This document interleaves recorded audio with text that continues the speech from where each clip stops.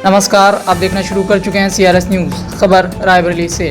भारत पाकिस्तान के बीच युद्ध विराम की घोषणा हो गई है। ऐसे तनावपूर्ण माहौल में हमारी तीनों सेनाएं बॉर्डर पर अलर्ट हैं। हमारे सैनिक एक सीमा पर युद्ध लड़ते हैं तो दूसरी तरफ उनके परिवार को लोग भी एक जंग लड़ते हैं। तनाव बॉर्डर के माहौल के बीच देश की आन बान व शान के लिए अपने परिजन को बॉर्डर पर भेजना इतना आसान नहीं होता।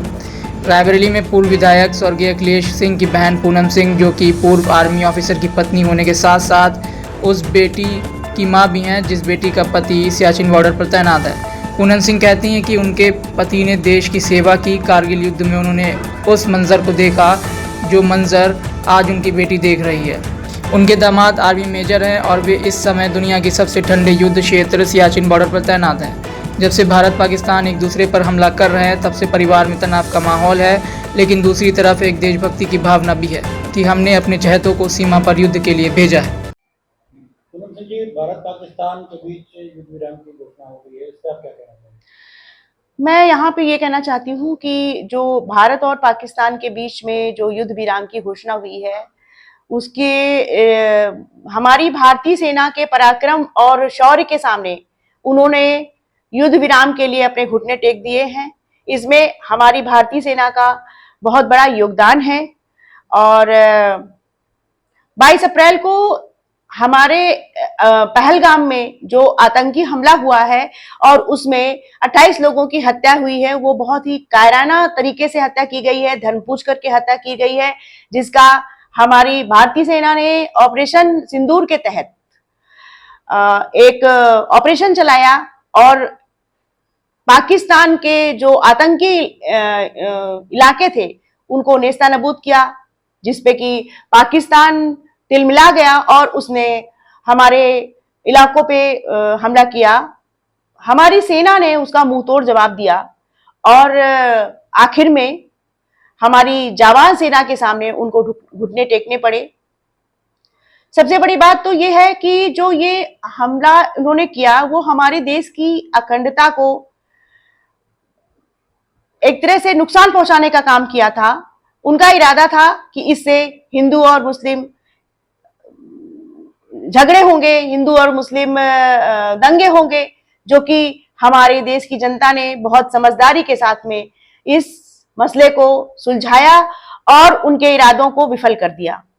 मैं अपनी उन बहनों को जिनका सिंदूर इन दहशतगर्दों ने मिटा दिया था, उन दहशतगर्दों को हमारी भारतीय सेना ने मिट्टी में मिला दिया।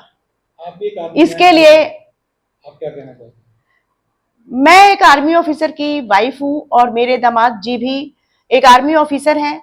मैं समझ सकती हूं कि एक फौजी की पत्नी के लिए, एक फौजी के परिवार के लिए ये जो टाइम था वो बहुत कठिनता के थे, लेकिन हम फौजी पत्नियां जो हैं वो एक चट्टान की तरह खड़ी होती हैं, तभी जो हमारे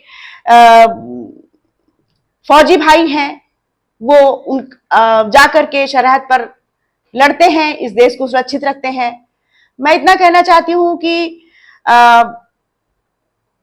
मैं उन सभी माताओं, बहनों और बेटियों को जो इस ऑपरेशन के उसमें मानसिक रूप से और जिनको एक तरह से देखा जाए तो जिनके पति सरहद पे थे, उनके लिए मैं हमेशा नतमस्तक रहूंगी, क्योंकि वो जो उनका जो बलिदान होता है वो बहुत महत्वपूर्ण होता है, जिनसे इस देश के लिए हम ऐसे वीरों को तैयार करते हैं, जिनकी ताकत से ऐसे वीर उत्पन्न होते हैं कि इस देश की रक्षा करते हैं। बस मैं और यही कहूंगी कि हमारी इस विषम परिस्थितियों में इस भारत की जनता ने जितना संयम और शांति से काम लिया है उसके लिए बहुत बहुत साधुवाद है। और मैं इतना चाहती हूँ, इतना है कि हम इस देश की रक्षा के लिए अगर हम औरतों को भी अगर आगे आना पड़े तो हमें आना चाहिए और हमें अपने देश की सुरक्षा के लिए कोई भी बलिदान करने के लिए तैयार रहना चाहिए। मैं अब यहीं पे विराम देती हूँ। धन्यवाद।